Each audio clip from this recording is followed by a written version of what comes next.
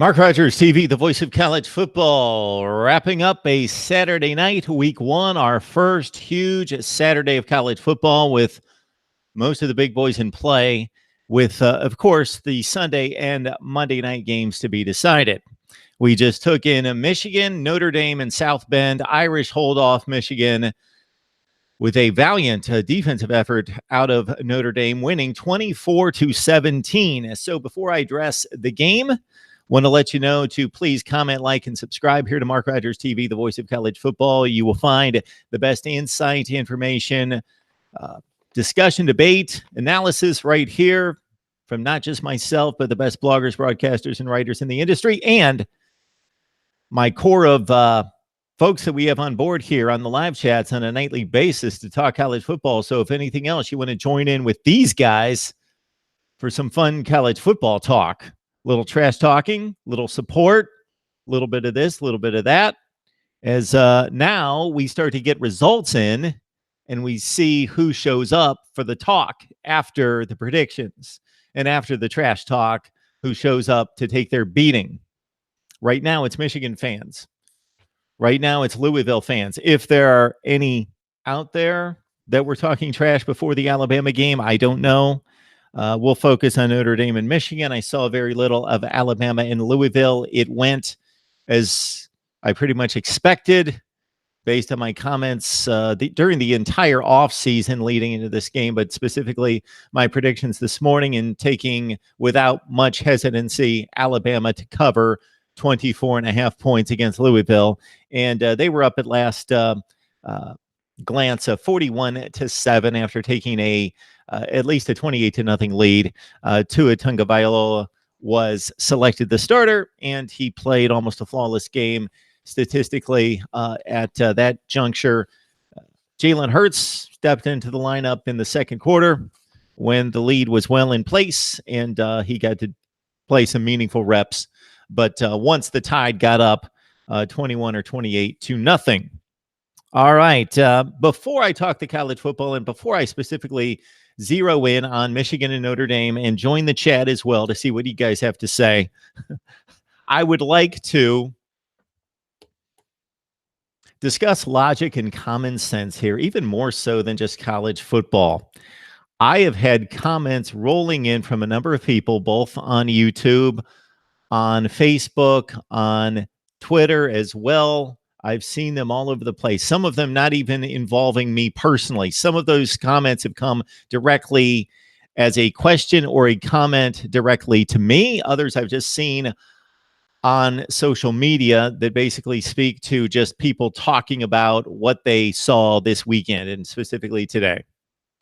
Okay, people do not make rash judgments based on one game. This is the first day of September, for goodness sake. It is the first day of September. For anybody out there that is taking in your first college football season or your first sports season, by all means, you get a pass because you don't know any better. So you figure, oh, we watched Penn State almost lose today to some team that's not supposed to be that good because they play an inferior brand of football. Therefore, Penn State's not good. Okay, got it. Because this is going to be Penn State the rest of the year. This is going to be exactly how they're going to play. So Penn State couldn't beat Purdue today. That's what I would expect if none of us had ever seen any sporting events ever. I'm not just talking about college football. I'm talking about sports. I saw a comment on social media. My guy, Dondre, I hope you've joined the live chat because I've got to address what you have to say. And I understand maybe in this world of texting and messaging and tweeting, we can't exactly express ourselves. It's one-dimensional. As I like to tell my people at work, be careful. Let's all be mindful of how we communicate in a one-dimensional setting, world of social media, because people don't understand the context of what we're saying. They don't get the emotion. They don't get the point of contact They don't get the facial expression. They don't get the nonverbals. They don't get any of it. They don't get the voice inflection, none of that, to truly understand the communication and truly get the communication. Because what I was reading was Notre Dame's either great or Michigan's horrible. So if Notre Dame would have won this game 50-0, I still would be saying the same thing. But especially since we just watched two teams that basically played a near even game and the winner was at home. And we're jumping to the conclusion that either Notre Dame's great and Michigan's horrible, one or the other. Is Notre Dame really that's great, or is Michigan really this horrible? You know what? Neither. Neither. If the same two teams, if Michigan decided and Notre Dame agreed that they just didn't feel right about this outcome for whatever reason, and Michigan said, if it's up to you guys, if you're in with us on this deal, we're going to spend the night. We're going to extend our stay in South Bend, and we're beat up. You're beat up. It's going to be even in terms of us not being able to recover, but we're going to play tomorrow. Let's play tomorrow. Nobody in the stadium. Maybe they'll show up. Maybe they'll find out. It'll get out that we're going to play again, and people will show up, and maybe NBC's production crew will stick around and do this kind of crazy broadcast of our game, but we're going to play tomorrow. What do you think? Notre Dame's going to win again 24-17, because that's what would happen every day of the week the rest of the year, that if Notre Dame and Michigan played every day, it would be 24-17 Notre Dame. No, this is the score that counts. This is the score that we have to take in hand for the rest of the season. And even if Notre Dame winds up going 1-11 and Michigan 11-1, which of course we both know the first is certainly not going to happen. But even if this season turns in whatever direction for either team, Notre Dame has this on its resume. Absolutely. They are credited with a win, a well-earned win. Michigan is credited, if that is such a thing, they are taking the hit for losing the game. Yes, in terms of evaluating the resume, that's what we have. That's what we have to go by, and that's the most important result, is the actual result on the scoreboard. But first of all, this is a different result than if Notre Dame would have won 50-0 in terms of analyzing the team's value, analyzing how good they are, analyzing for potentially a college football playoff spot. If they played 50 times, the score would not be 24-17 Notre Dame every time. We do understand that, right? We do understand that Michigan would win a bunch of games and Notre Dame would win a bunch of games. And maybe Notre Dame is substantially better. Maybe they would go out and win 75% of the time. I doubt it. I think it would be around 50-50. They won the game that counts, the only one that's played. But for people to be jumping around, making conclusions all over the place, I should have remembered this. Maybe my memory loss is hitting me each and every season, so I have to be reminded the first week or two of the season that there are going to be people telling us and talking about how horrible some teams are. It seems to jump in that direction more so than in the direction of, wow, they won a game, they're great, they're going to win the national championship. It goes in that direction as well, but it mostly goes in the direction of, wow, Michigan State's horrible. Did you see them against Utah State? Well, what I showed you before the game, during the game, and then after the game was that Michigan State plays these kind of games even in very successful seasons, which they have had nothing but very successful seasons aside from 2016 since Mark D'Antonio's second season. Michigan State has done nothing but crank out quality seasons. Yes, they had a 7-6 in 2012, but you get the point. 90% of the time, Michigan State has been extremely good, top 5 to top 15 good, and they have played MAC teams in week 1, mostly MAC teams. This time it was a Mountain West team, and they have won these games by about a touchdown. And they've looked sloppy, and they've looked sluggish on offense. And they have then concluded to be a factor in the Big Ten and win Rose Bowls and Cotton Bowls and finish in the top 10 or 15 in the country. But people are still going, Michigan State's horrible. Look at them. They're awful. Maybe they won't be quite as good as we thought, or at least as many people out there thought. I picked Michigan State to go 8-4, 5-4 in the Big Ten. I will stand by that prediction. I'm not jumping to any far off extreme at this point involving anybody. Yes, Penn State did not look good today. I didn't watch the game. I was watching the other bigger games. Specifically, I was really focused on Auburn, Washington during the 3:30 time slot, Eastern time. So I didn't watch Penn State and App State until we watched it together during overtime. And I saw the final Penn State drive in regulation that forced the tie. But obviously, Penn State should not be giving up 38 points to App State. And if Penn State continues to go out and play this kind of football, I believe they've got Kent State next week, or maybe in 2 weeks after they play Pitt. They've got some combination of Pitt and Kent State coming up.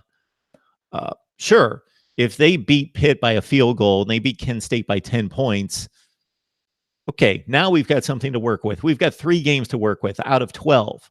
And I would start to agree with some people that are sounding the alarm on Penn State that, yeah, Penn State might be having some issues here. They barely beat Appalachian State in overtime. They should have lost that game. Wow, they gave up 38 points. Then they turn around and they barely beat Pitt. And then, wow, Kent State, they're awful. You know what? Even if they barely slip by Pitt and annihilate Kent State, I can still understand, okay, this is 2 games now that Penn State has not looked like the team we anticipated them to be, a top 10 caliber team. But one game, it was one game. We can go through college football history, and this is something that we should do in the off season. I'm not going to do it now. We've got too much to talk about on the field, what's happened right now, to go from season to season to season to season to season and go through the litany of examples that show us that, oh, the team that we thought somebody was in week 1 because they stumbled, they lost a big non-conference game, or they got scared by an inferior team, or they jumped up with this huge victory that we thought was substantial, and then lo and behold, they really weren't that good. Over and over and over and over and over and over and over and over.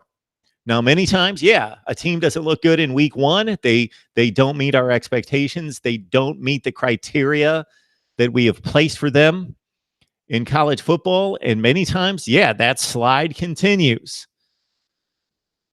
Michigan State, I don't remember how they opened the season that finished out 3-9 2 years ago, but certainly they lost almost every game. So it did not start well for Michigan State. And none of us expected that. We all expected the 9-3, 10-2 Michigan State team to show up. It didn't in 2016, and that pretty much started from week 1. Maybe they won the first game, then lost the second game. And so, yes, it continued. And in that particular case, yes, Michigan State was disappointing. They were not that good. They were awful, in fact. So it does happen. I am just letting people know out there, let's not jump to conclusions. And this doesn't make Notre Dame 100 on the scale of 1 to 100, and Michigan is 0. Maybe Notre Dame's a 82 and Michigan's a 78.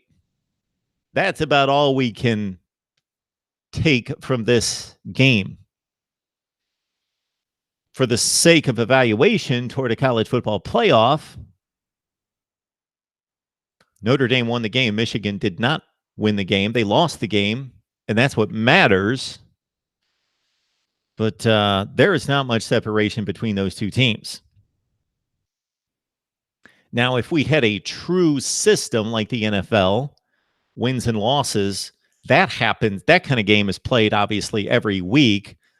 Those are 90% of the games in the NFL that go down to the last possession. One team wins 24-17 or 27-24 or 30-28, and it goes down to the final possession. And all that matters, there's no perception involved. So we don't have to sit here and think, okay, what's this going to do to a ranking or a college football playoff selection perspective or perception of this game.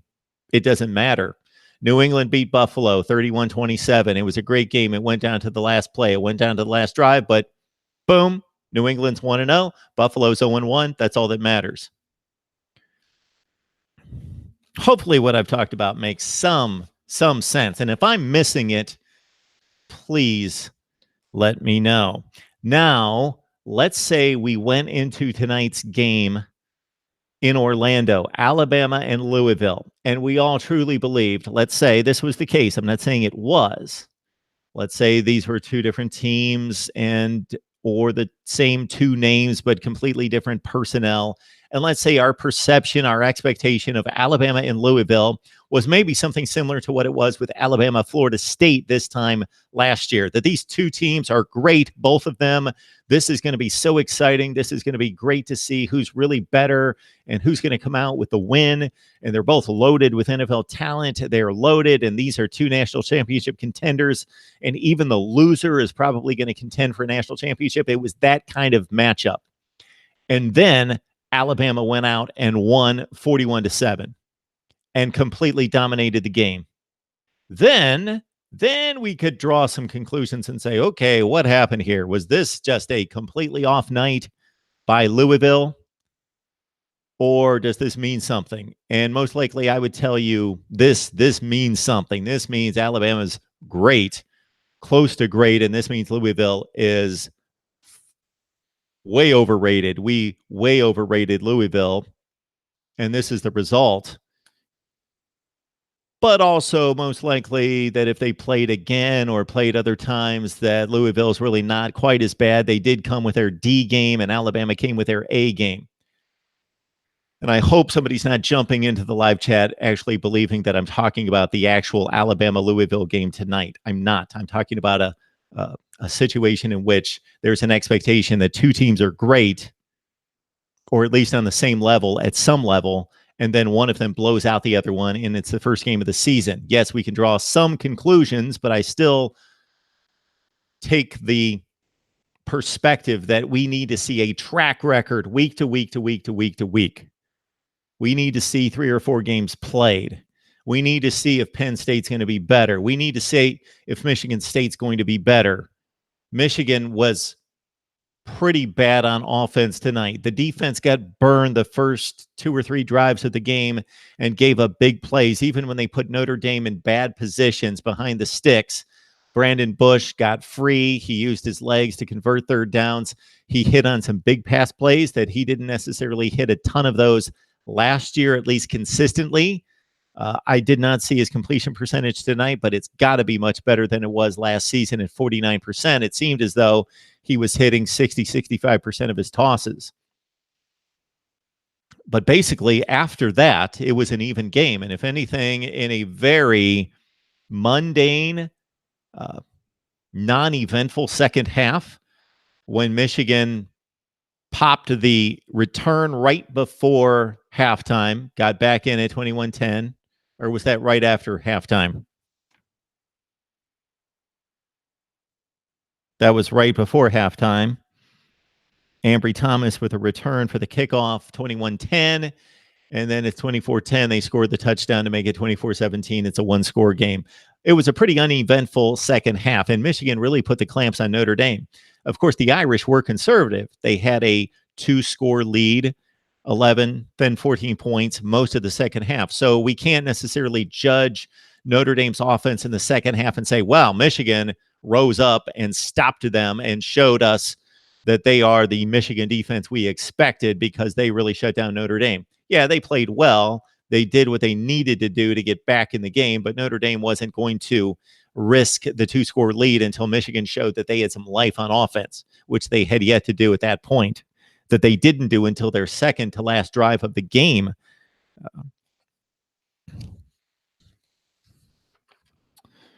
All right, here's my rundown on the game, and then I'll check the live chat.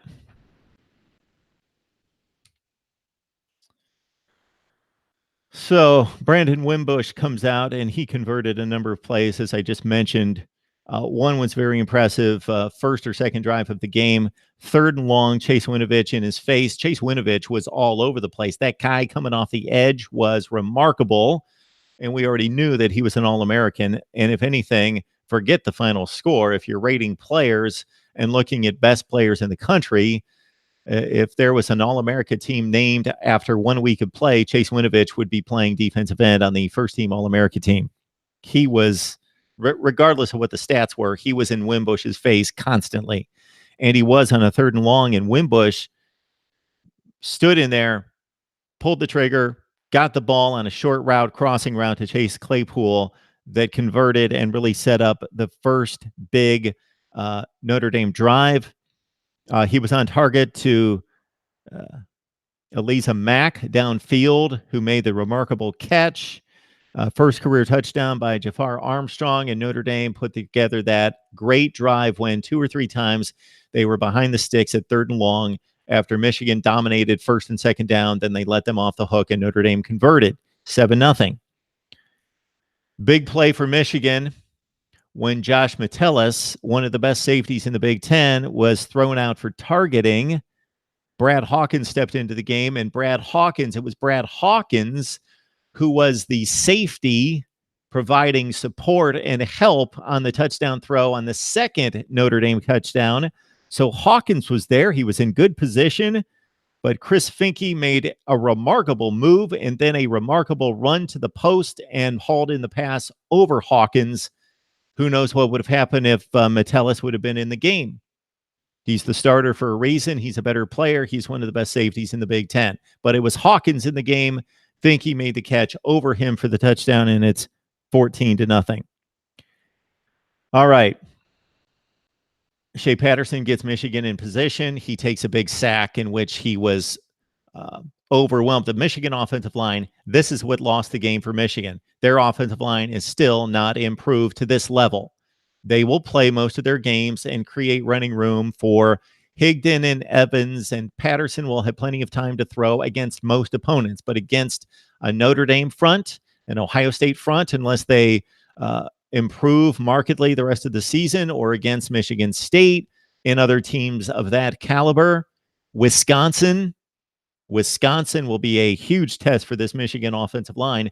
If they don't improve, and they have yet to improve during Jim Harbaugh's stay there, they've improved to a certain extent, but they had a lot to replace, and they didn't.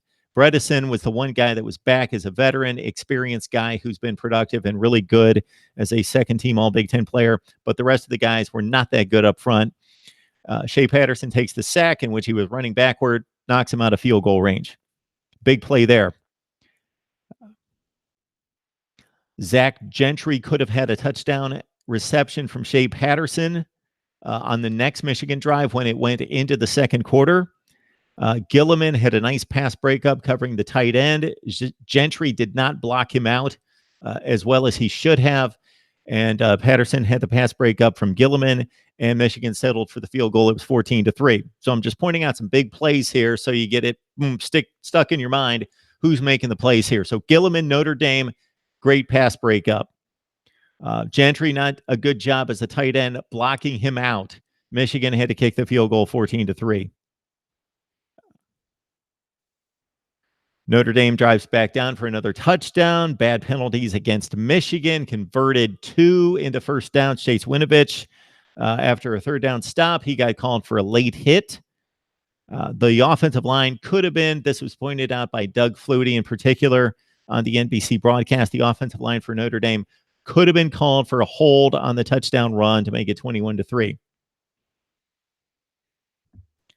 There are a lot of offensive line calls that are made and aren't made, as we all know from watching a ton of football.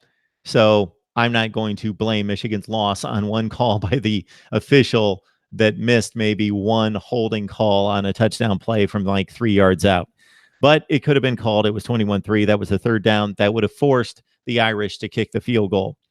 Ambry Thomas, as we mentioned, gave Michigan some life because the offense was not that they weren't doing anything. They had the 2 opportunities that I raised that they blew. Ambry Thomas, the sophomore, kickoff return for the touchdown. Bam, it's 21-10. And that's one of the reasons why I would like to see the kickoff stay in football. I understand that we see a ton of injuries, and I want to see these kids stay healthy for the rest of their lives. So we have to balance the player safety versus the integrity of the game and also the excitement of the game. There's 2 things to deal with here. The kickoff ability to now be fair caught inside the 25-yard line and the ball moved between the 1 and the 25, that messes with the integrity of the game. There is a certain structure to the game about touchbacks, about what the end zone is versus what the rest of the playing field is. And this messes with that. This completely messes with that. It doesn't make any sense. It doesn't fall in line with the structure of the game, but I understand why it's employed because of the safety situation. But and I like that they didn't take that to an extreme. And we saw it.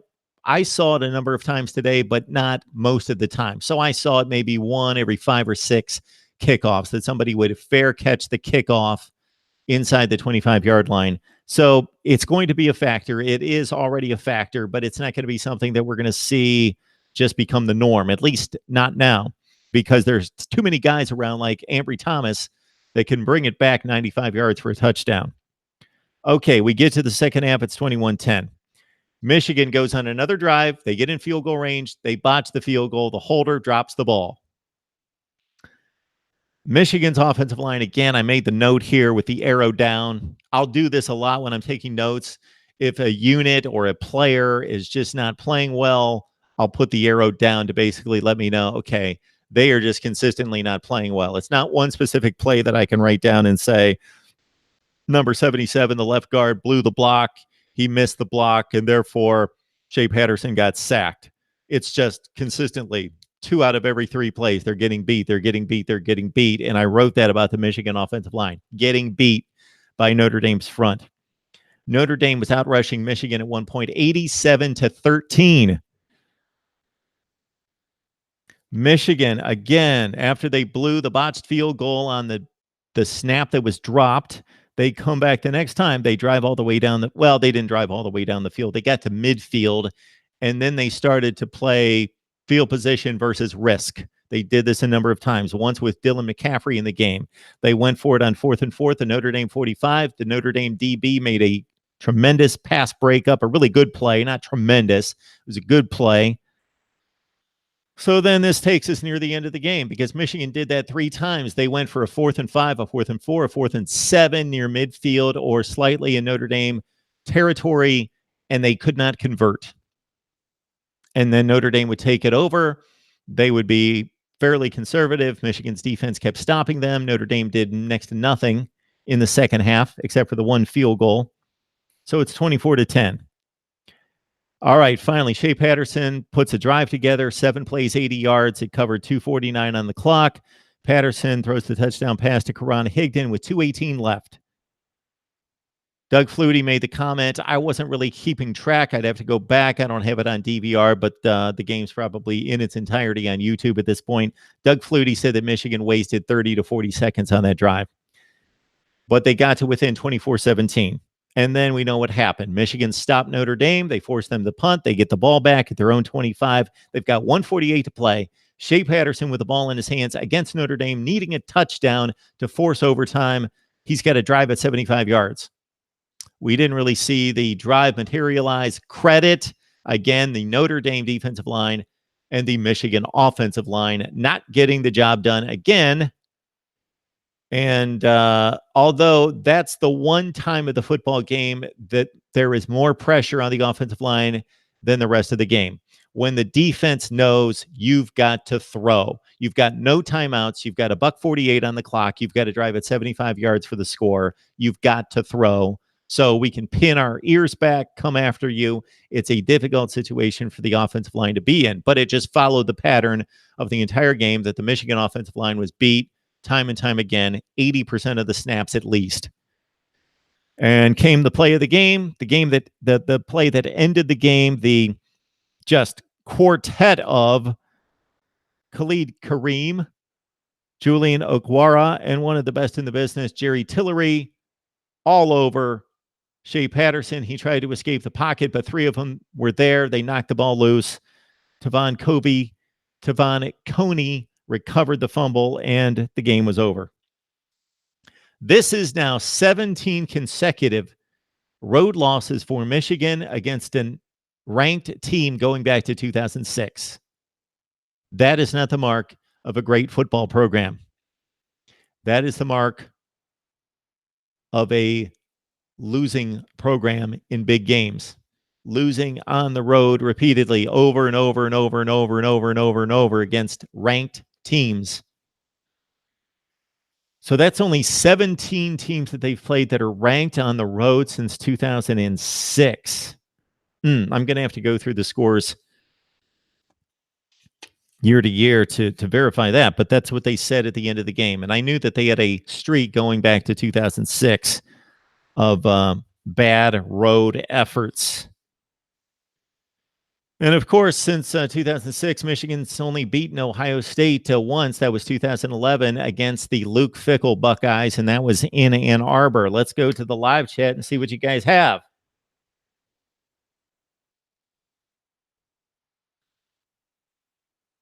For those of you watching me for the first time, this is Mark Rogers TV, the voice of college football. Please subscribe to my YouTube channel if you love college football. We talk it every day. We will be back tomorrow, folks. Noon Eastern time with a big Miami LSU preview. Noon Eastern time on Sunday. Cam Underwood from State of the U will join me from Dallas to preview LSU in Miami. Also later in the day, the wholesome one, Dwayne Holloway, will join me to talk up LSU in Miami. I would like to get an LSU guest on, Matt Moscona or Billy Gomilla from and the Valley Shook on SB Nation, somebody from the LSU community to represent the LSU side tomorrow, and we will preview the game.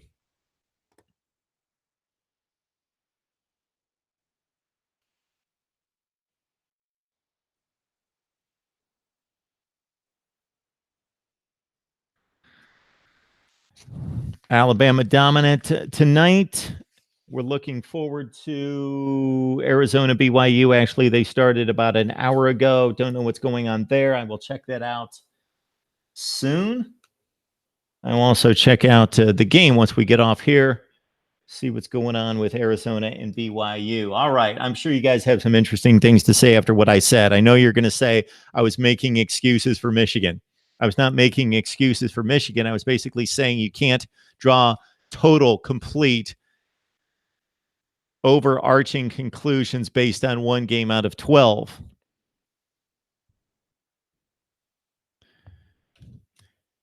If Ohio State and Iowa would have played in week 1 last year and Ohio State would have lost to Iowa 55-24, there would have been people out there telling me that Ohio State was the worst team in the country.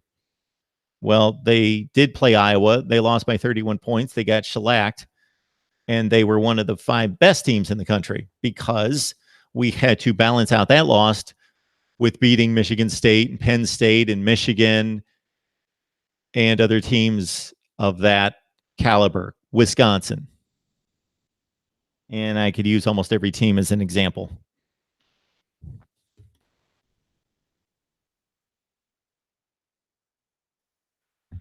From the top, we got 28-80-28 on the line. Zoom Play says the top 5 teams in the country are Bama, Clemson, TCU, Wisconsin, and Georgia. Okay.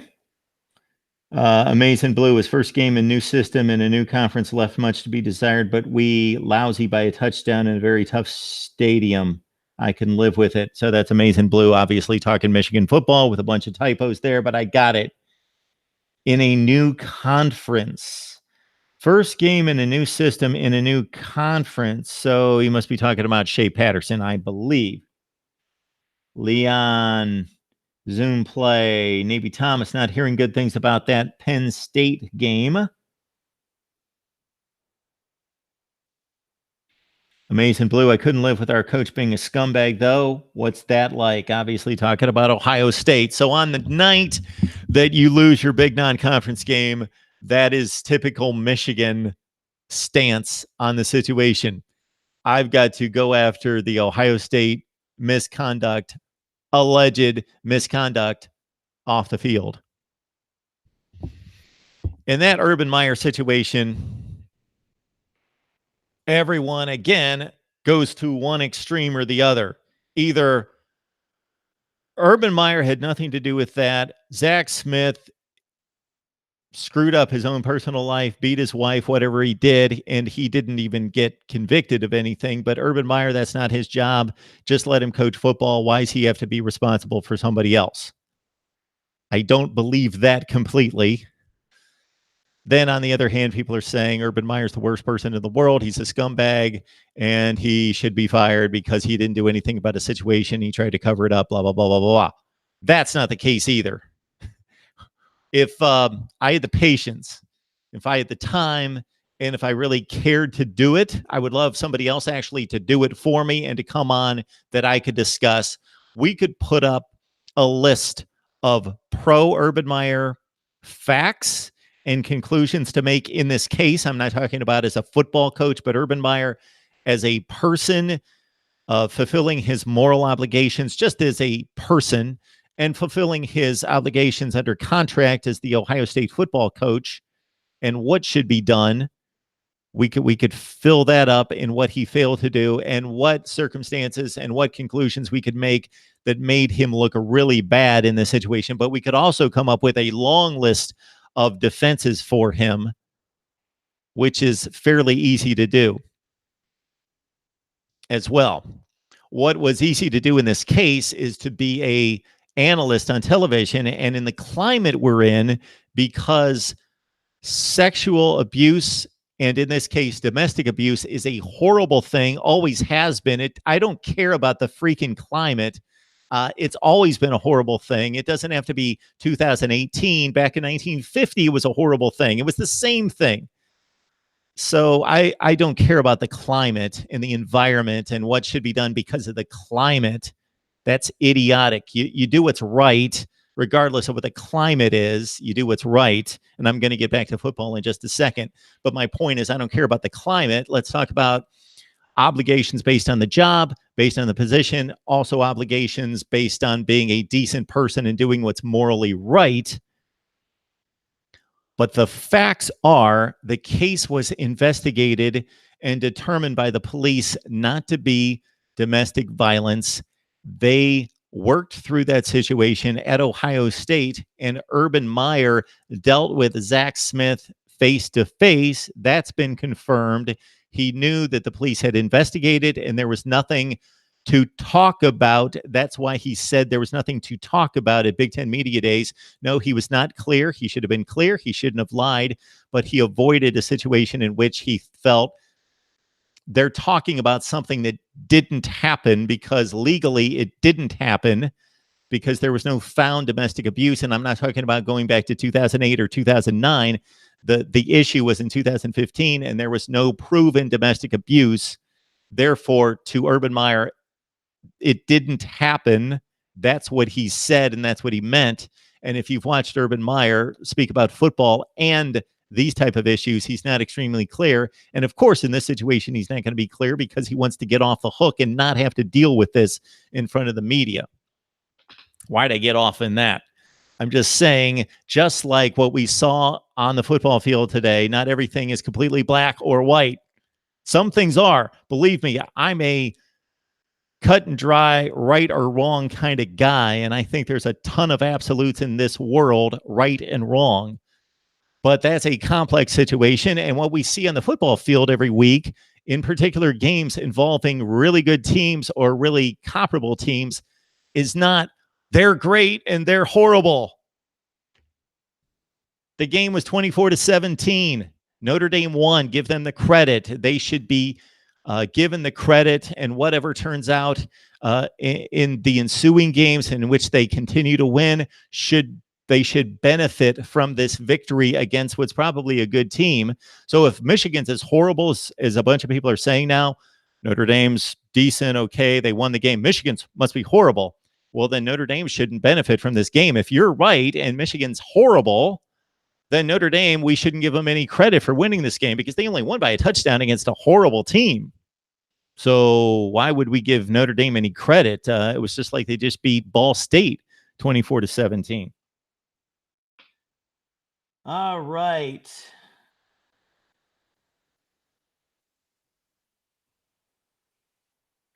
Air Max, the legend killer. Hell yeah. Sean Robinson, the next. Boykin. Buckeye State Sports. Ricky, are we sending Michigan to the MAC? Now, if it's trash talking, I love it. It's great. Keep it up. I want to see it on my channel. If it's just pure trash talking that you don't actually mean, and I know Buckeye State Sports, you're talking trash against Michigan. You love that Michigan lost. That's a different deal. Zoom play. The conference did pretty well. OU played well today. TCU did, and West Virginia got a nice win. Yeah, the Big 12 fared well. I don't know what Kansas State did. I know that they were down 12 in the third quarter. I haven't seen a final there. I'll look up the recap and absorb the stats after the game. And so my late night Saturday, while I'm watching maybe the Pac-12 game at 2 o'clock in the morning, is to go through all the game recaps, all the stats, all the summaries, and kind of take in everything that I wasn't able to see, kind of verify statistically some of the things that I did watch, and try to absorb and come up with some new names. Wow, look at this kid. Who is this kid? He caught 3 passes for 85 yards. I never heard of him. He plays for Washington State.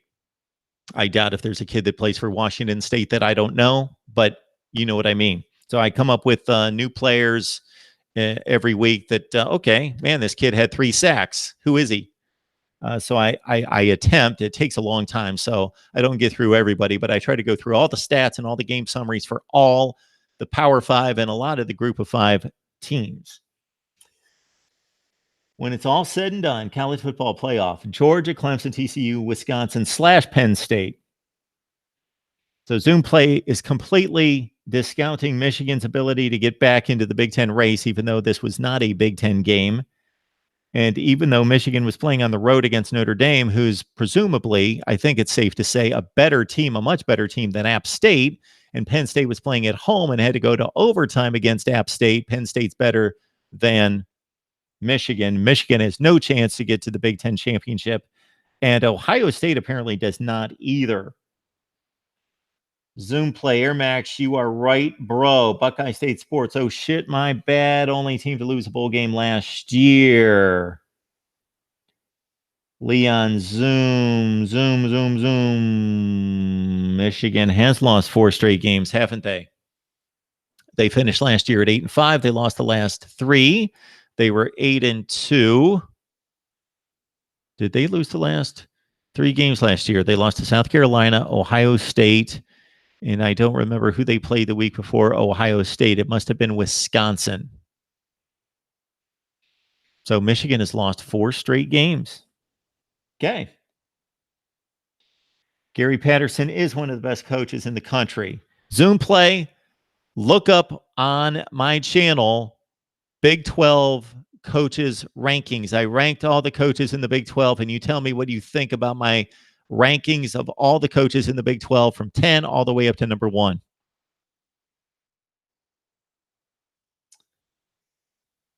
How did that ex-LSU quarterback at Michigan do? I think you're talking about the Ole Miss quarterback, Navy Thomas. You know, he really didn't do much. He wasn't really expected to do much. They didn't really ask him to do much. He threw a ball downfield his first pass attempt of the second half, and he completed a long pass. It wasn't a great throw. It was a decent enough throw to get the completion, but the receiver burned the DB and had the seam to go all the way. If he would have thrown it out a little further, it might have been a touchdown, but he underthrew it, and the receiver had to dive for the ball. It was an okay throw. He threw it to the middle part of the field where away from the defense and made a bit of a safe throw, but he underthrew it.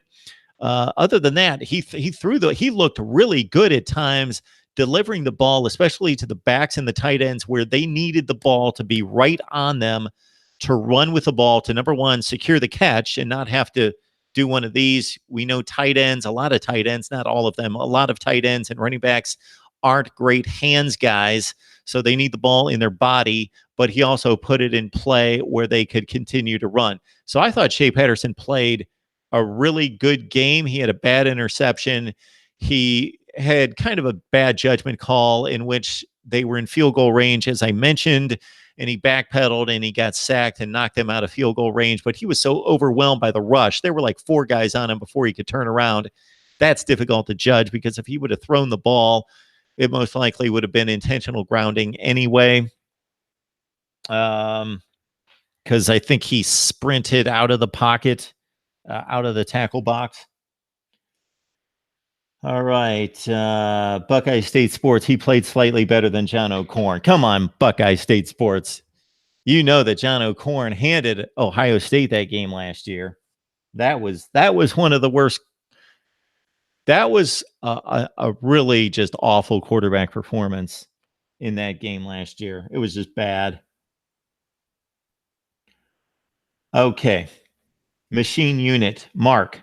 That reffing made me want to kill myself. Yeah, we played like crap and our shot themselves in the foot too many times, but the reffing was hella suspect. Yeah, I can't really speak to that.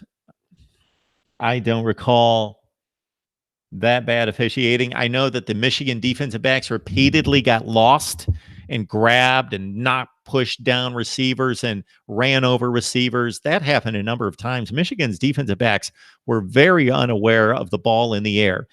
And even at this level, that's something that we see in almost every game.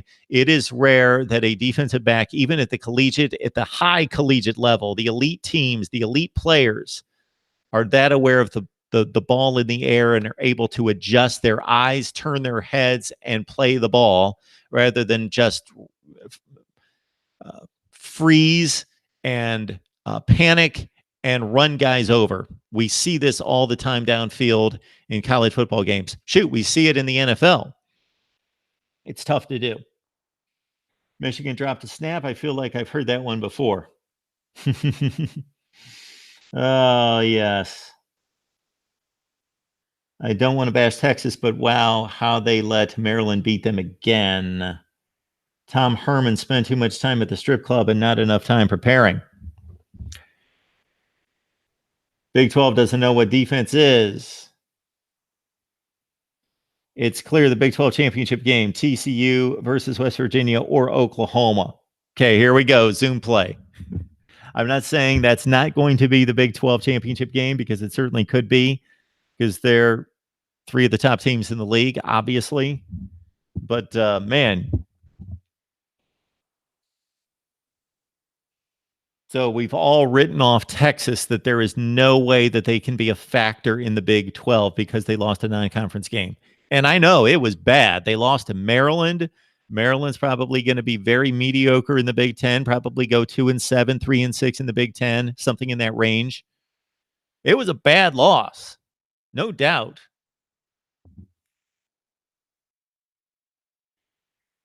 Ricky, I thought Scott Frost was the best thing since sliced bread. Why couldn't he overcome a thunderstorm?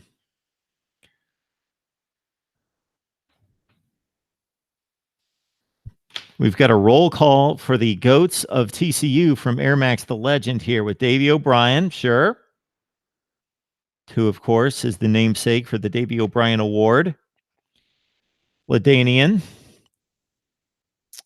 The redhead Dalton. We got Sammy Baugh, Boykin, Kenneth Davis from TCU, of course, who went on to the NFL and played most notably with the Buffalo Bills in the Super Bowl a number of times. Josh Doxson, Gary Patterson, the GOATs of TCU. I can't think of anybody else off the top of my head that I would throw in there.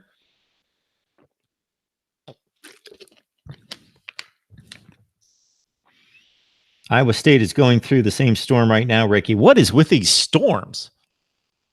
So the storm delayed the Ohio State game in Columbus. Then it was down in Charlotte for the Tennessee-West Virginia game. It was in Nebraska for the Nebraska game against Akron.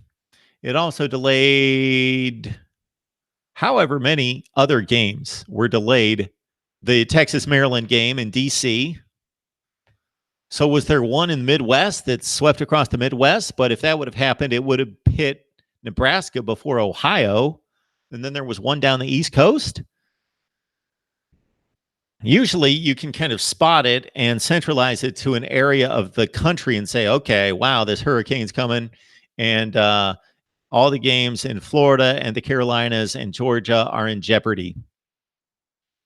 But man, we had weather delays in Nebraska, Ohio, Washington, D.C., the Carolinas, and a few others. They were all over the place. Zoom play. I watched how Bama was taking advantage of Louisville. They could only do that to chump schools. They could never do that to TCU. Whoa. Whoa, whoa, whoa, whoa, whoa, whoa, whoa. Be careful what you ask for, Zoom play. Just be careful. TCU is better than Bama this season. Zoom play. Man, he's getting out there. Bama would beat TCU by 17, William Lee. Got to go in William Lee's corner on that one. Yes. And if Bama was a 17-point favorite against TCU, I would, that'd be a tough call to make. That would be a tough call to make. As I stated pregame when I was making my predictions today, which turned out pretty well. I think my predictions were pretty good today. I need to look at them again. But as I stated, with the big point spreads, what would be nice is if we knew. So in the case of Alabama and Louisville, Alabama was a 24-point favorite.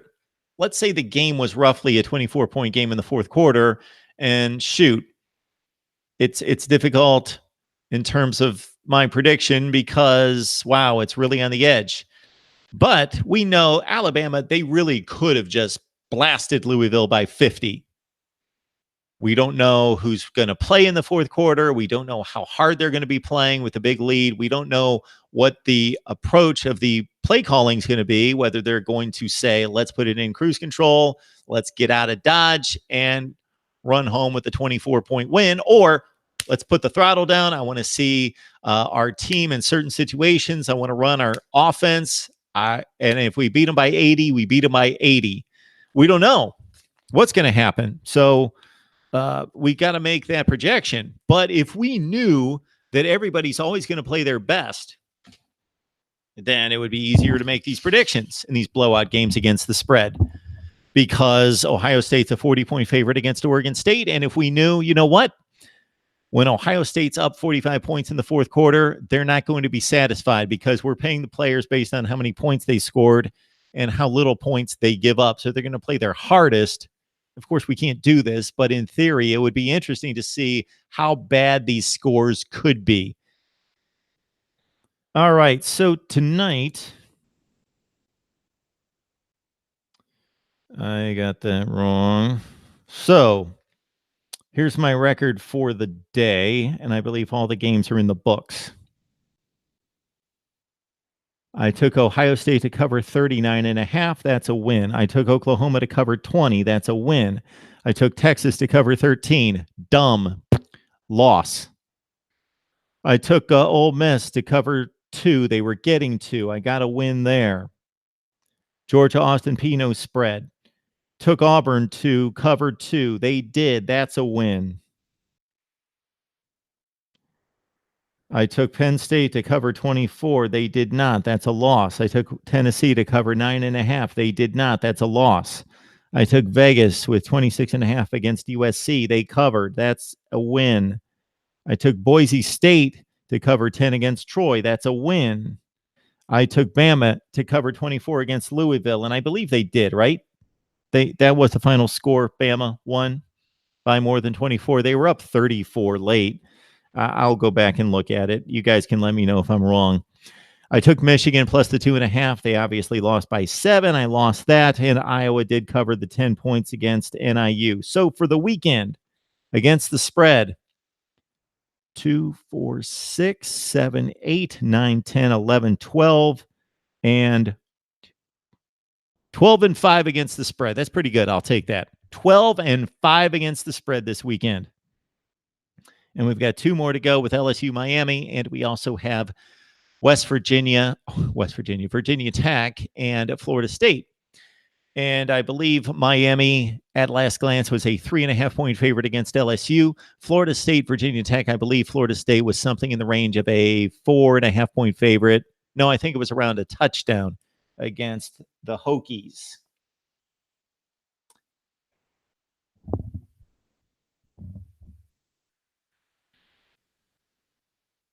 AR Blake 50. Thanks for pointing it out that TCU played at junior high today. And I see all sorts of people. I understand you're excited about TCU and they finally played a football game, but do not judge TCU as a playoff team based on not playing anybody today. That's hilarious. I get it that you like your team and you're excited, and but nothing that TCU was going to do in that game on the good side, on the positive side, would lead any of us logically to believe that they're any better than what we expect them to be. They've got to do something good, something positive against a really good team. I think they play a pretty good team in 2 weeks. I got to check that one, but I believe they're playing a pretty good team in 2 weeks. I think.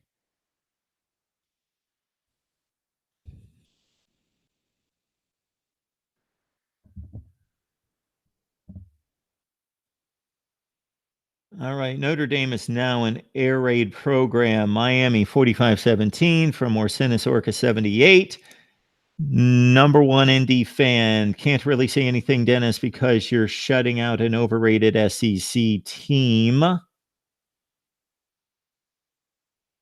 Zoom play, Mark, you are right. I'm right about something. Thank you, Zoom. Zoom, you are a class act because I have picked on a number of your comments, not in a disrespectful way. I just didn't totally grasp what you were saying, and you're really excited about your TCU team. So I respect you greatly for hanging in there with me.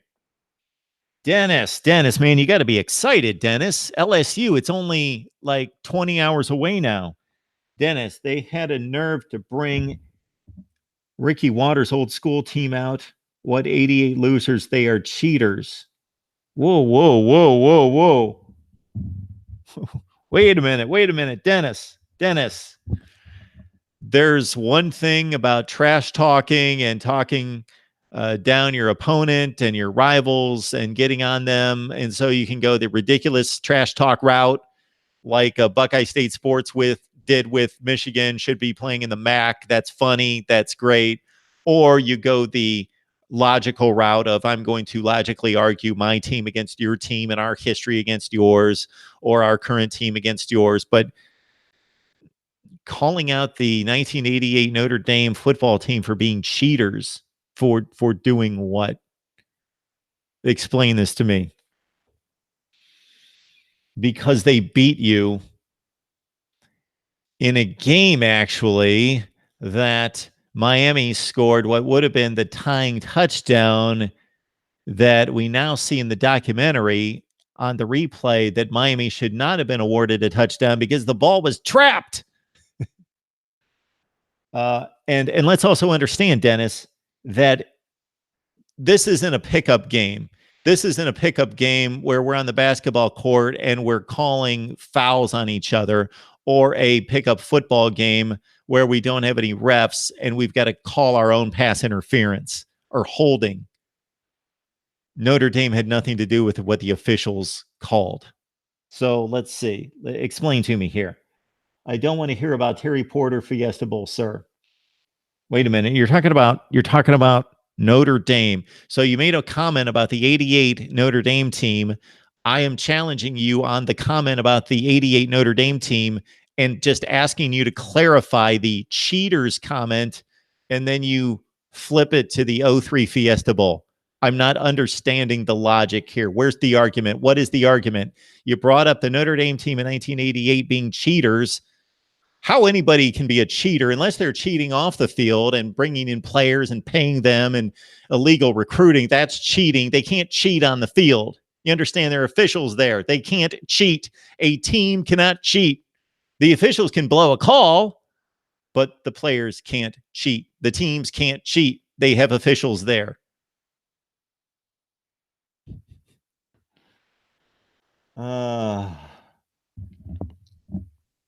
Mark Rogers, 2 natties on the table, sir. Explain. Dennis, I'll get the phone line going and you can come on and you can state your case, whatever it is. I know what the second case is that the pass interference call should not have been made. The flag should have not been on the field, and the game would have been over against Ohio State, and Miami would have won the national championship. That one I understand. I don't understand the Notre Dame comment about them being cheaters in 1988. And also, don't change the argument. Should be a law about arguing.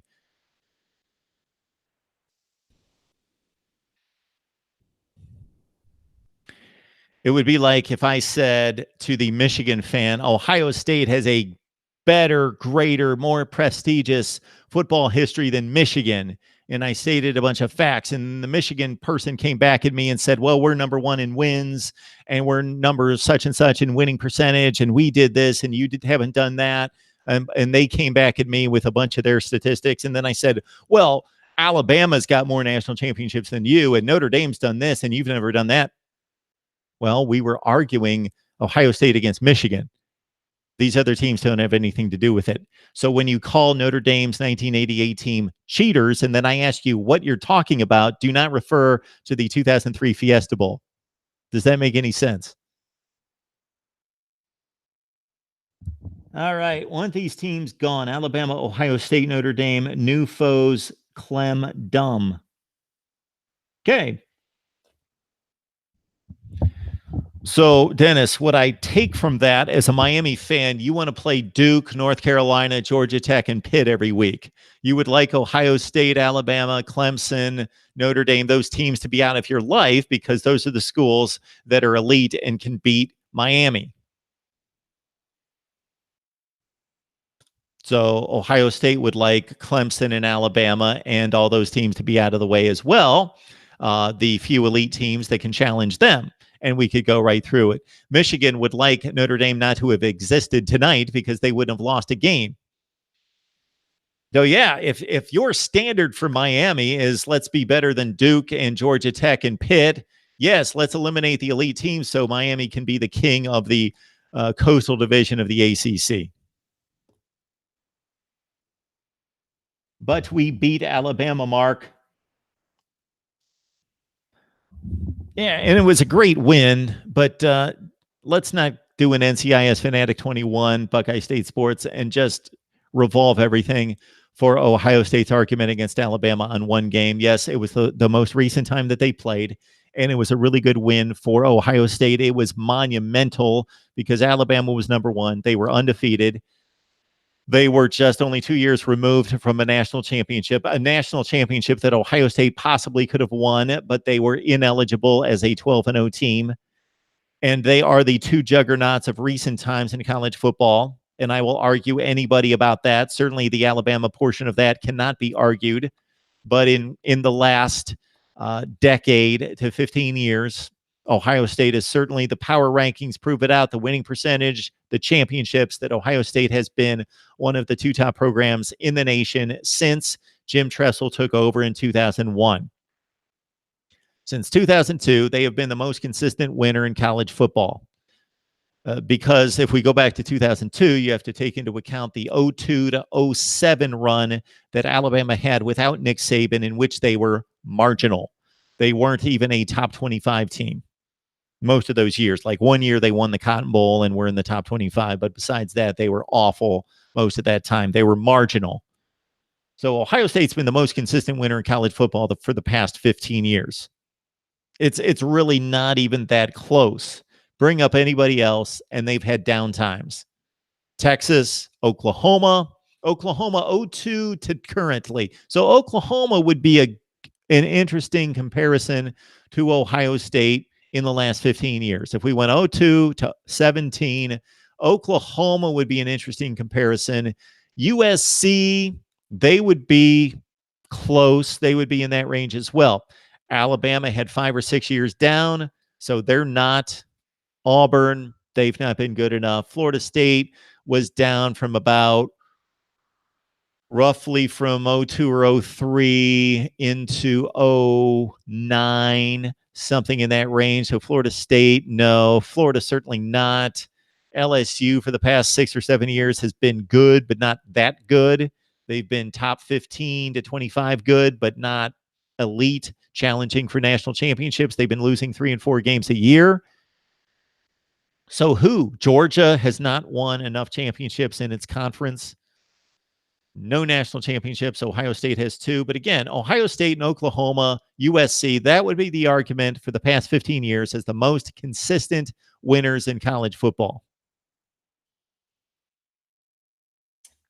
Drake, Bama is the greatest football program of all time, not a debate. Yes, there is a debate, Drake. There is a debate. And I'm not saying you're wrong, but there is a debate. You you do that understand that college football started before 2008. So there is a debate. Alabama doesn't have the most wins. They don't have the best winning percentage. They don't have the most conference championships. They don't have the most All-Americans. They don't have the most Heisman Trophy winners. Yes, the national championship is a fictitious, especially prior to 1998,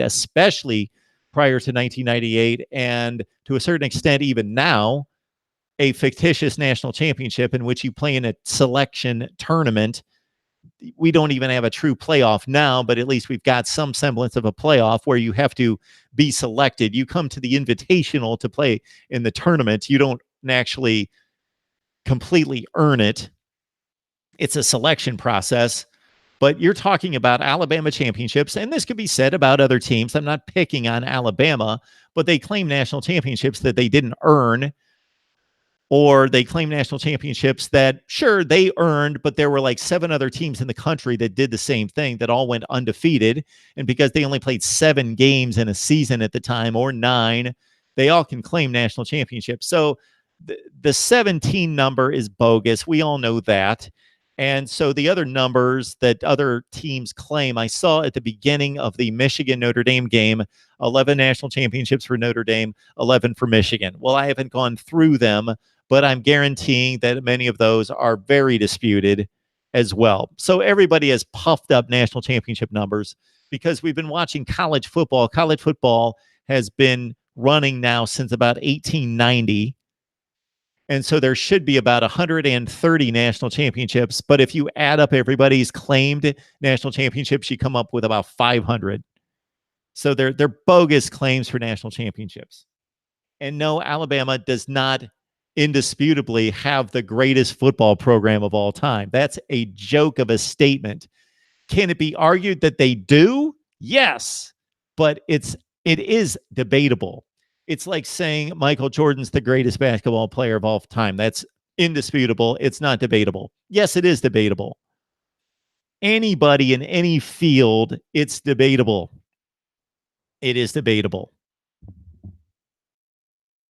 If Alabama would have won every other national championship since 1950, and they had 42 national championships and number 2 at like 6, yes, then I would say, well, yes, it's not even close. Alabama is the undisputed best team of all time in college football, the best program of all time.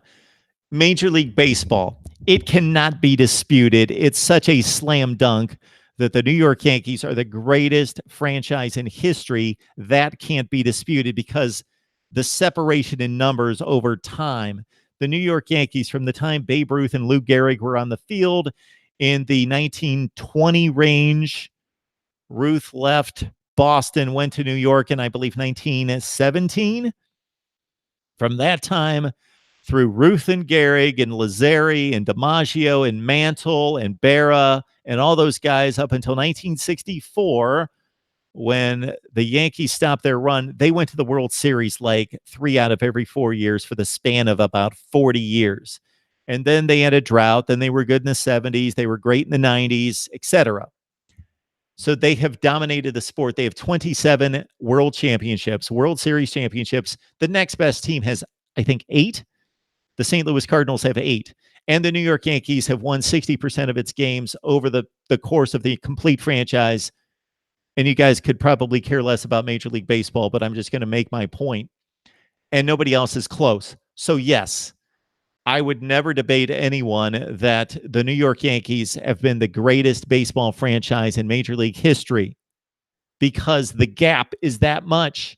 In college football, it's not this much. Ohio State, Oklahoma, and a few other programs have better winning percentages since World War II than Alabama.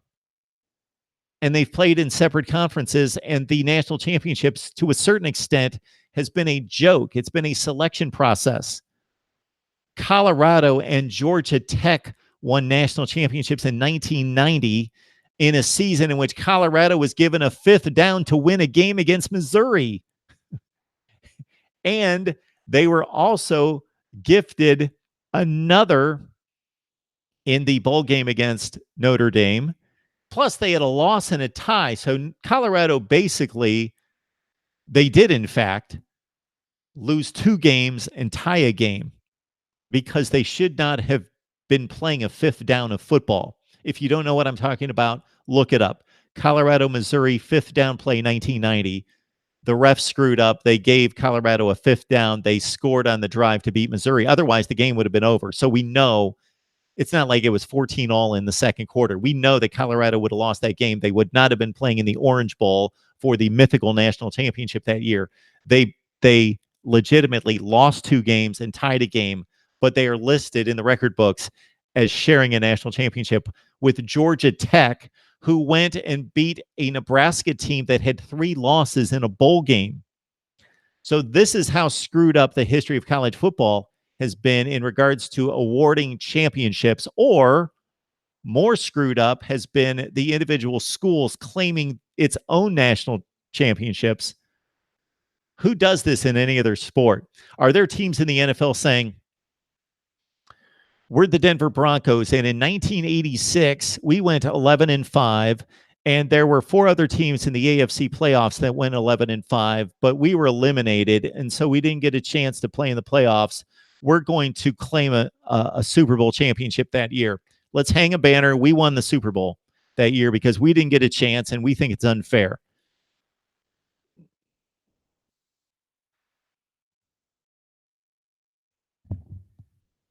Oh my word! So everybody takes the comments to an extreme. I'm just challenging that Bama's not necessarily the greatest program of all time. So then Drake takes that and says, "Yeah, I am saying that Bama sucks." Uh, Navy Thomas 8. Thanks, Mark. You just explained my whole argument.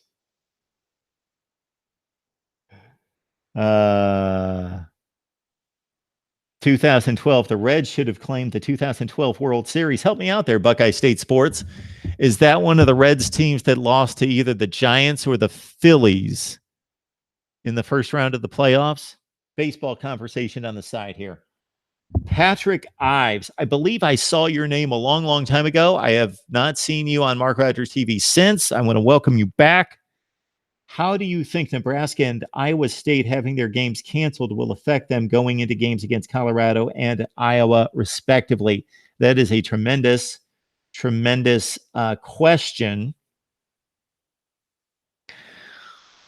So let's think about the coaching situation at both schools. Scott Frost's first game canceled, now playing another first game. So some of the things that he was able to incorporate with his team, his approach, his game day structure, they followed through on today. But other things, of course, they didn't. They didn't get a chance to. They didn't actually play the game.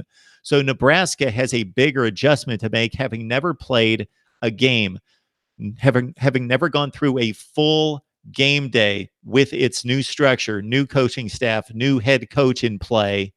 Iowa State, of course, Matt Campbell's been there for 4 or 5 years. They know what his system is. This system has been entrenched and ingrained in the players for years. So I would expect, based on that logic, that Iowa State would have less to adjust to next week in its game against Iowa. Very intriguing game, I might say, than Nebraska will in trying to overcome the uncertainty of a game day with Scott Frost. They know what the plan is, I'm sure, knowing Scott Frost and how capable and competent he is as a leader, has that drilled into the players and the coaches and the coaching staff, obviously, that have already worked under him at UCF, but they haven't experienced it as a team together. So that's always a fresh thing. It's a new start. It would be interesting, whoever asked me that question,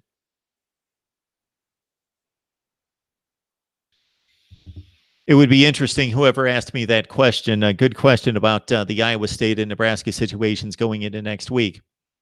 If somebody, and it's not going to be me, it's going to take too much time to do, but I would love to have somebody do the research on taking every first game head coach. So a coach coaching his new program for the first time, their first game together. Example, Tom Herman, Texas last season hosting Maryland. What is their record? That's going to tell us something. So compile all those numbers of all those games, first-time head coaches in their new digs. How well did they play? What was their record? And then also we would have to put that into perspective because a lot of teams play cream puff their first game. So Nebraska, Akron, we would expect Nebraska to win the game.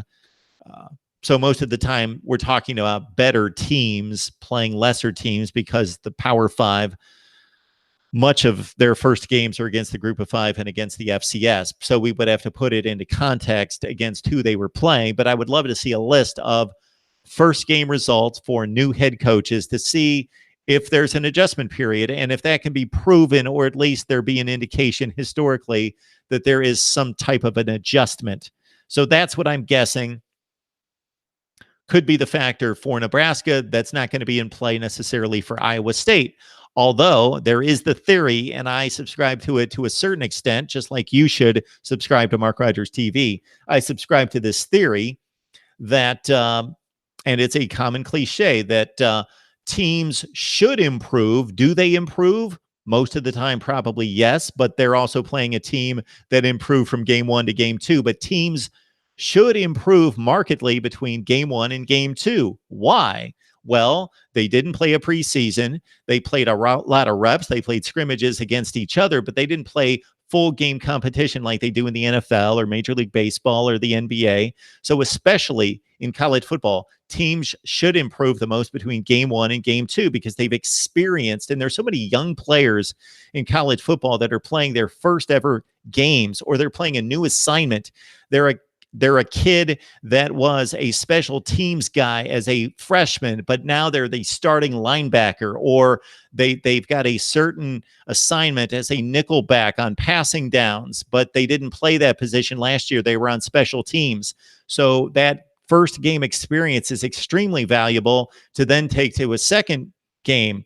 And that kid who was a special teams player as a freshman last year is now a sophomore, and he experienced game one, regardless of how good the competition was on the other side. He experienced, okay, I got to actually take what I learned in the spring and summer and in fall camp and apply it as a nickelback in game one. And I got to see some things that couldn't be really replicated or experienced in a practice or scrimmage setting, that I got to see in a game what was going to happen. And now I get to learn from that and respond to it and prepare for those type situations in game two. Well, Nebraska and Iowa State will not have that luxury, especially from its young players. They will not have that to draw upon. So I think that is an excellent question, and that's my initial thought. And I'm sure somebody that's coached football, which I have not, I've only played through the high school level, as many of us have, but have watched forever and listened to guys and been in the TV industry and soaked up as much as possible. But that's what I gather without ever really thinking about that before. In that context, I think that's an excellent question. But that's my initial response, is that the first-year head coach has a much more difficult challenge in preparing his team because his team's not ready to his structure on game day and experiencing that follow through the game, versus Matt Campbell in Iowa State already experiencing that, even his young players through 4 and 5 years. And then that particular assignment jump that most players have to go through as we see the progression in personnel on a college football team go from non-starter, special teams guy to impact player, situational player, starter, and not having those reps in a game situation now, and now having to play the players on the other side, on the other team. For Nebraska, that's going to be Colorado. For Iowa State, that's going to be extremely difficult in playing on the road now at Iowa. against players who would have been in the same situation last week, but now they've got a game under its belt? So that's a great question.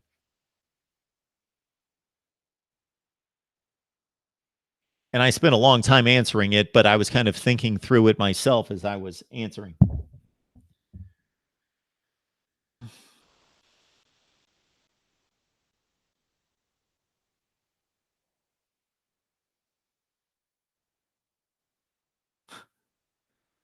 Ricky, give me a little bit of credit. Remember what I said when you were concerned about Iowa? I said this is going to be most likely about a 3-point game at halftime. I think I said 13-10. It was 3-0. Then you guys are going to be fine in the second half. You're going to pull away, and I feel very confident you'll cover the 10 points.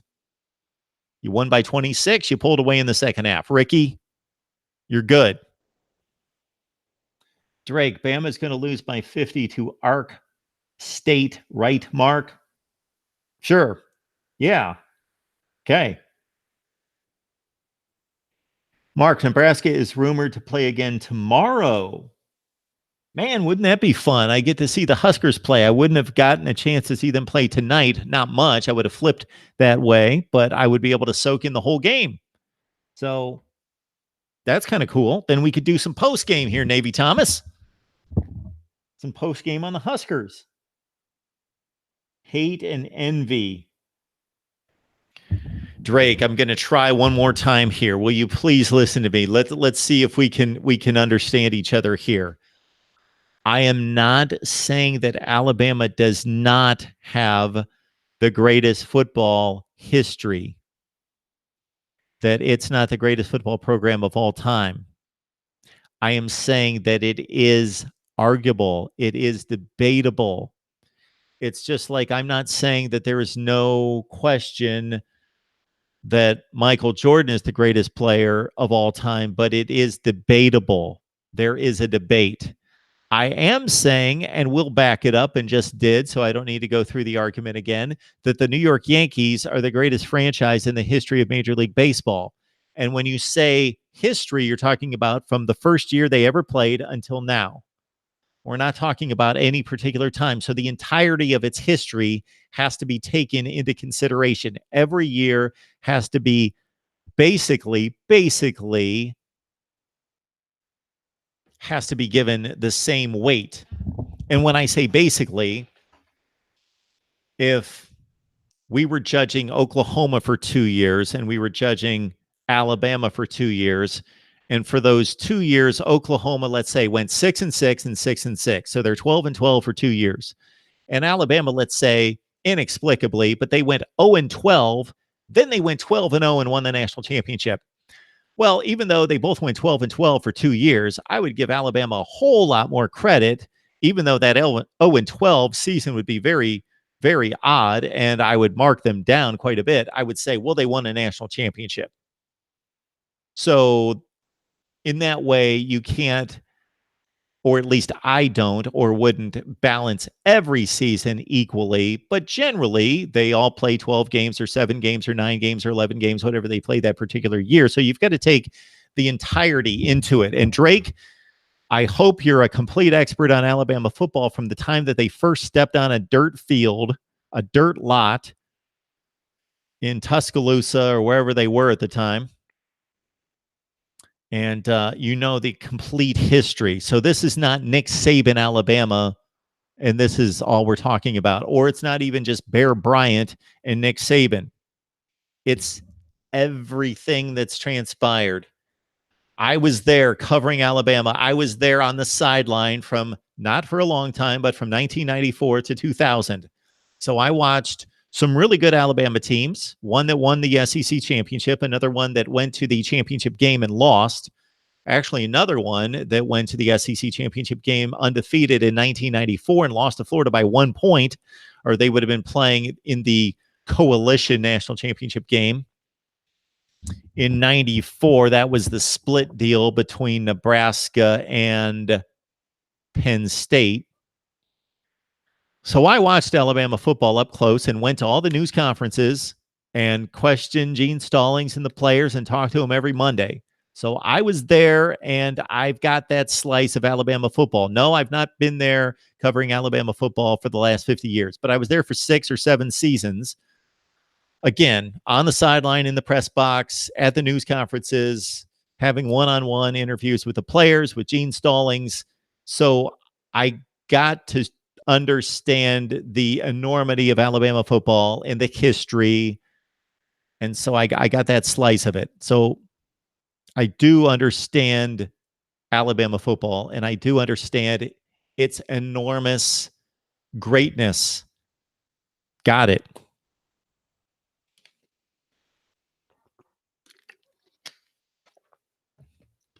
There was a great comment that Gene Stallings made prior to the 1995 Citrus Bowl against Ohio State, a game that Alabama won 24-17 on a Sherman Williams screen pass and run for a touchdown with about 50 seconds left in the game. And prior to the game, we're in a news conference, and Gene Stallings was asked whether he believed that Ohio State might be intimidated by the Alabama aura, the Alabama mystique, the Alabama greatness, the tradition. And Gene Stallings chuckled because he understands. He, without stating it, I know what was going through his mind, because if you read between the lines, this is what he was basically saying. He was basically saying, you people live in a tunnel, you live in a box. All you do is cover Alabama football. And I know we've won a zillion national championships, whatever it was at the time, 10. And I know you think that Alabama football is the greatest on the planet, but not everybody in the nation just goes to Alabama games every week, and that's all they watch. That's what those beat writers experienced their whole lives, was watching Alabama football. And to an extended look, the SEC, whatever teams were coming to town or whatever teams Alabama was traveling to play those particular weeks. And that was because if you cover a team, if you cover one specific team in college football in particular, that's the only team you really watch. And this was during a time in which there weren't quite as many Thursday and Friday games. There were Thursday games and a few Friday games, but not as many as there are now 15 or 20 years later. And so most college football people that only covered a team, they were responsible for the Alabama football beat. What did they watch? Well, think about it. This was my day in a college football Saturday. If I was going to go watch and cover the Alabama-Tennessee game, and they were playing a 3:30 Eastern time game, 3:30 Eastern time. Okay, myself and my cameraman would need to get to the stadium by 2 or 2:30 because we would want to eat. They'd have some really good food, a good spread before the game, and we would need to get there to get set up, to make sure that we're set up and on the field or in the press box. We would shoot from a combination of places. And so we were an hour away from the stadium. On top of that, there was traffic. So we would leave at 11:30 in the morning. So all those noon college football games across the country, I would not see. My cameraman would not see. Anybody covering that Alabama game would not see. We would be completely out of touch in what's happening in college football everywhere else. We would leave before any game was played. We'd go to the Alabama game. The game would kick off at 3:30 Eastern, and I know it's Central Time in Alabama. 2:30, I got used to Central Time there. 3:30 in the afternoon Eastern Time. They play a 3.5-hour football game. The game's not over till 7 o'clock. And then it's 7 o'clock. You go to the locker room, you interview players, you go to the news conference after, you listen to the coach. You're gathering post game for like 45 or 50 minutes to an hour. You slug all your equipment back to the car. You drive back. It's 9 or 9:30 at night. And now, do you have time to watch college football? No. You've got to put together a story. So if I was the guy going to cover Alabama, Tennessee, then all I focused on coming back was looking at all my interview tapes and looking at the highlights and putting together various stories for that night's news. And so I was rushing around just shuttling through tape to put together a story for the 10 o'clock or 11 o'clock news. And so then I was working up until bam, that tape went in the deck and was shown on air.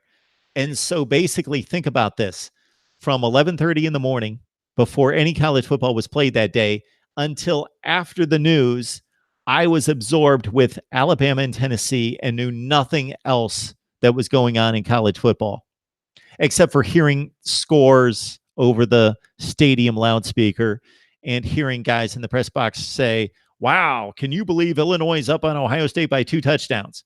Besides that, completely tunnel visioned.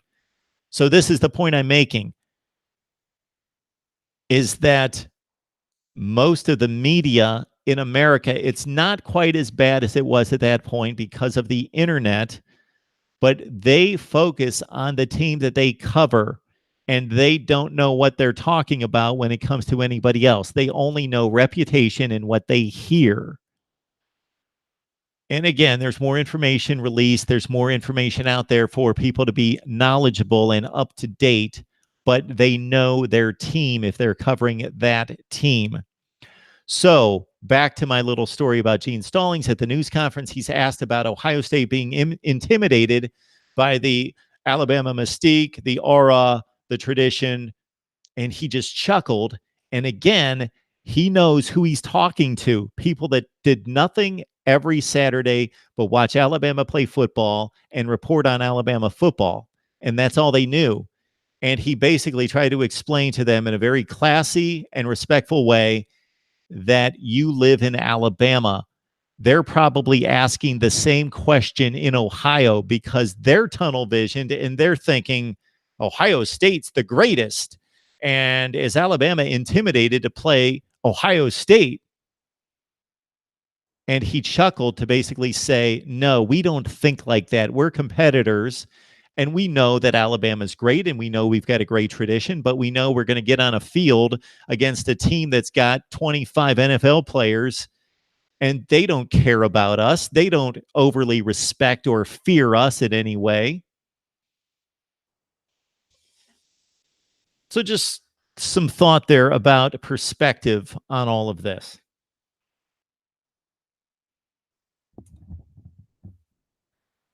All right.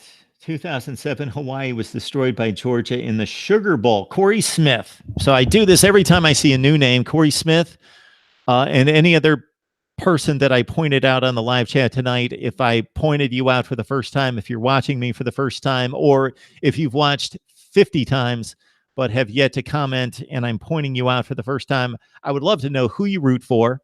I would like to know how long you've been watching. And anything else. If you've got a dog, I would love to know the name of the dog.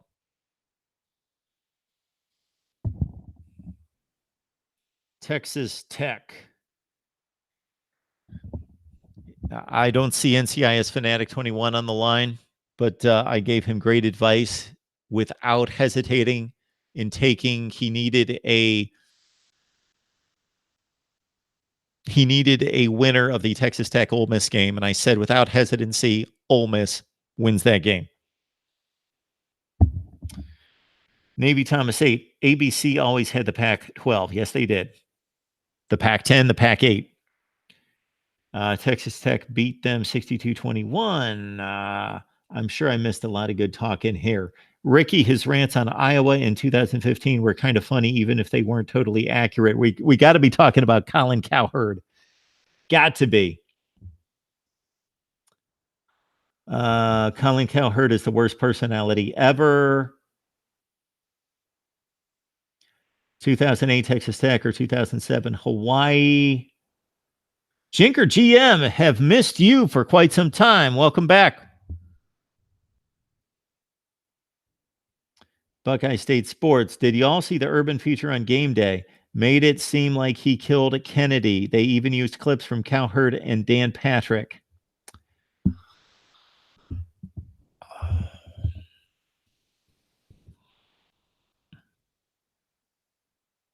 I'm going to state this in a certain way to not get in trouble, but this is how I'll state it.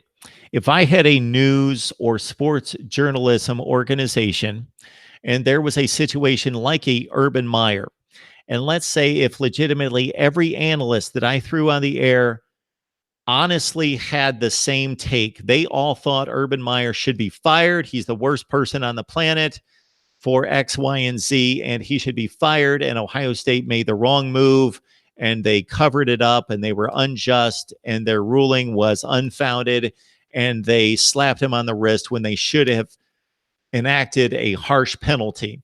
Let's say all of my analysts on my staff legitimately thought that.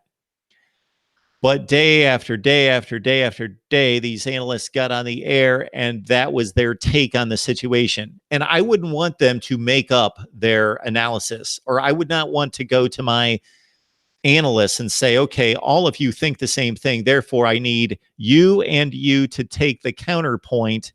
And even though you don't believe it, I need you to stick up for Urban Meyer and take the other side and defend him and defend that side of the story, because we need to balance this out. I wouldn't want to do that. I want people to be real and authentic and state their opinion. Okay, but let's say that was just the case. Every analyst had the same view. I would go out, if it was my news organization, I would go out and I would seek out other opinion.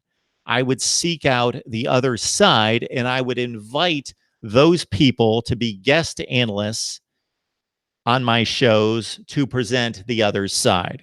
That's all I will say. Unless there's a scandal, then that's all they care about. The rise of ESPN. Bosch, College Football Network. I believe this is Bosch Gaming, the former Bosch Gaming. That is what Alabama fans do. I am talking about games this week. Talked to too many Bama fans. Only a handful even knew what was happening around the nation.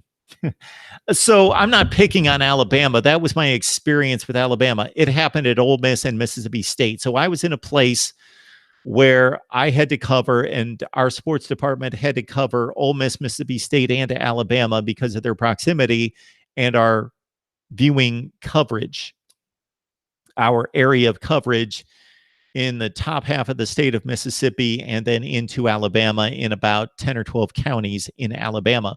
We had to cover those three schools. So this exists everywhere. And especially at that time, again, with the lack of information, basically your national information came from, and this isn't in the dark ages, I'm not that old. There was ESPN, and ESPN was widely viewed. So that presented your national scope. And then also what it presented it, if you were a reader and kept up, was USA Today. USA Today, I believe, was a godsend and changed national perspective on college football immensely and opened up everyone to a national scene of college football. USA Today, starting in 1983, was tremendous. ESPN hates anything north of the Mason-Dixon and west of the Mississippi. I'm not going to comment on that. Alabama stole Derek Thomas, best linebacker ever out of Dade County.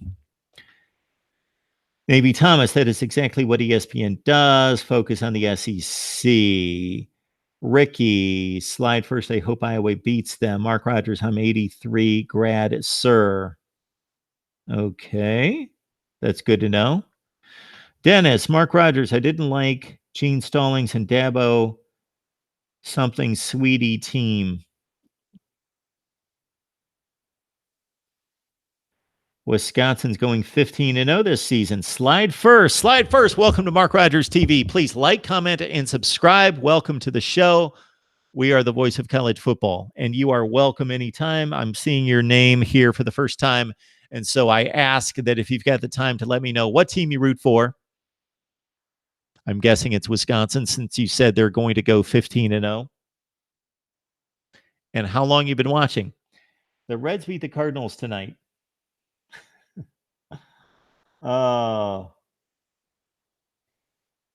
Winsipedia, yes. There is only one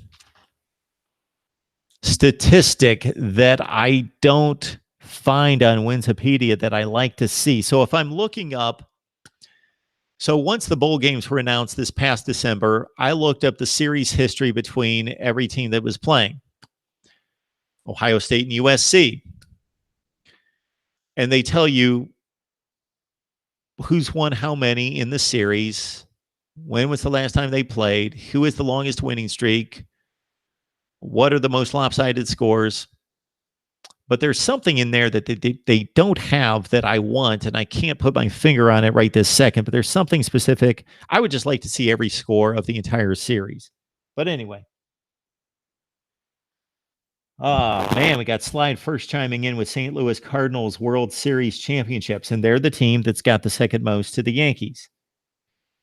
1892 was our first year. Miami was going to win 45-17. If I'm going to see that score one more time, 45-17, and if you boys between Orsinis Orca 78 and I believe it's Leon who keeps saying 45-17, if it turns out to be 45-17, you boys need to play the lottery. Ricky, I think Southern Cal is the #1 program of all time. Just my opinion. Okay. Now, Ricky, you started a little fight with me if you would have said USC is the #1 program of all time, and it's not debatable.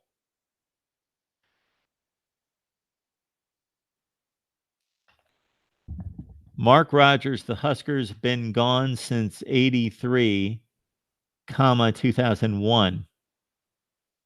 I don't know what that means. Is anyone watching the Arizona game right now? Khalil Tate isn't looking like a Heisman candidate so far. Could be because of the coaching, though. He keeps chucking the ball downfield.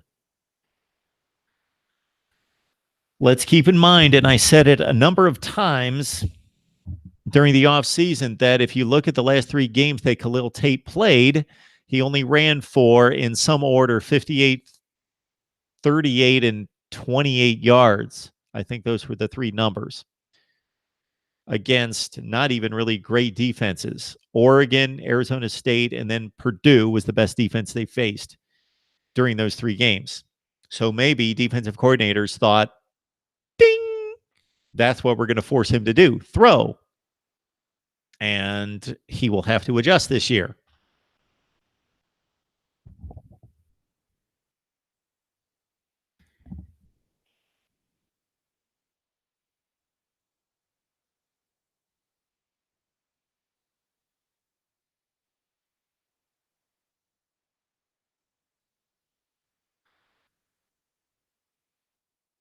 (28-80-28). Since 1950, OU has the second most national titles with 7. Also has the most 10-win seasons all time with 38, 47 conference championships, most among Power 5 schools, 640 wins, most in the modern era. Yes. And you'll notice 28-80-28 that when I talked about the modern era being since World War II, my challenge to Alabama was Oklahoma and Ohio State, because they have the most consistent winning stretches during that time. Nebraska did, but they slumped off the last 15 years. Penn State did, but they've had a few ebbs and flows, like everybody has. The end of the Earl Bruce run, John Cooper's first few years were down for Ohio State, but that didn't last long, like 5 years, not 15 years.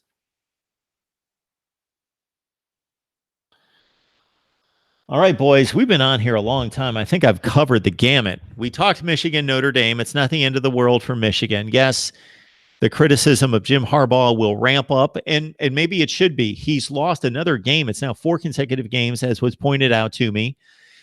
Wisconsin, Ohio State, South Carolina, and Notre Dame. And they did look bad offensively for most of the game. They did not spread the field. They went with a pretty conservative attack. The offensive line has not been fixed. It's not good.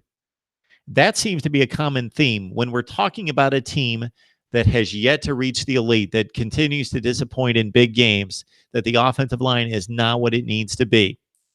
Florida State in recent years, Miami in recent years, Michigan. USC has had offensive line issues, and it shows up when they play Ohio State, as they did in the Cotton Bowl last year, Notre Dame last year, Alabama 2 years ago, Stanford when they lost that game a couple years ago.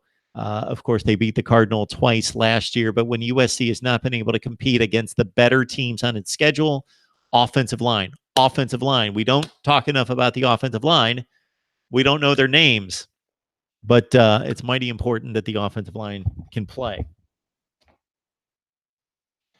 And that's probably the most underrated portion of the Alabama unit, of the Alabama dynasty under Nick Saban, has been the offensive line consistency, the great players and great units that they have built at Alabama on the offensive line. The defensive front seven and the offensive line has been the dominant core of the dynasty of Alabama going back to 08, 09. The secondary players have been remarkable. They've had stars at wide receiver like Ridley and Cooper. They've had, of course, the great running back go from boom, boom, boom down the line. All the great running backs, Ingram and Richardson and Yeldon and Henry and now Harris, Scarborough, all of them. And efficient quarterback play generally. Tua may break the mold.